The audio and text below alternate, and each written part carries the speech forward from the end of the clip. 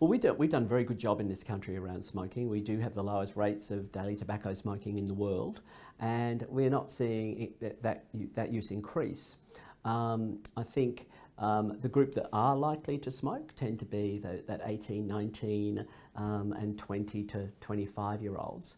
We're not quite sure exactly why they start smoking. It could be that they've left the protection of school, they go to clubs and nightclubs, that sort of stuff, and bars. But we have done a good job.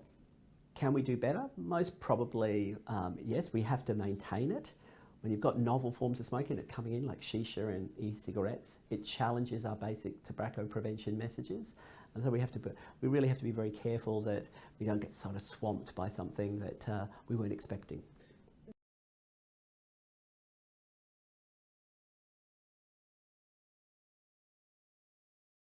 Well, I mean, both Sheesha and electronic cigarettes challenge some of our basic tobacco prevention messages. You know, one of our messages is it's an antisocial. Smoking is antisocial. I mean, if you want to smoke a cigarette, you've got to go out in the middle of a freeway to do it. It's really pushed as not being glamorous. So, you know, it'll age you. It's not a nice thing to do.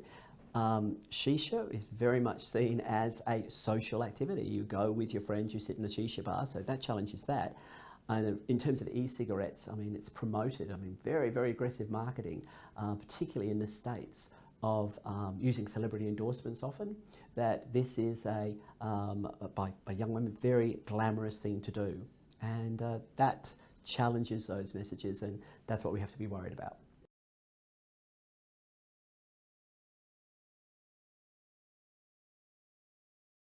Because they are novel forms of smoking, we don't have very much information. I mean, most of the data that we have really comes from overseas. There's very limited data here to say that there are now young people and not so young people who do use e-cigarettes. Around Sheesha, I don't think we have any data at all. It's not really collected. I think certainly that's going to change, and we will be seeing more, particularly if you look at the overseas experience.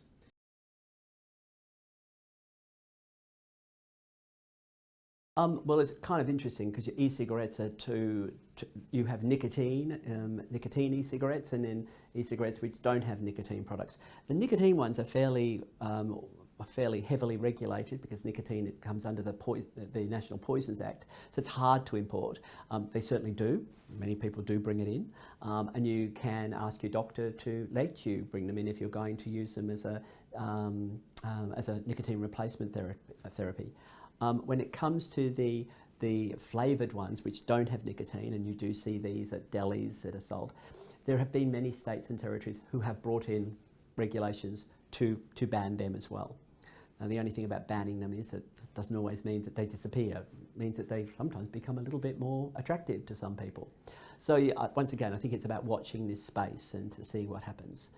Around Sheesha, the most interesting thing around Sheesha is, you know, you can't even smoke around bars and cafes now, but you can smoke in a Sheesha bar. So it kind of, you know, gets around some regulations, which is interesting.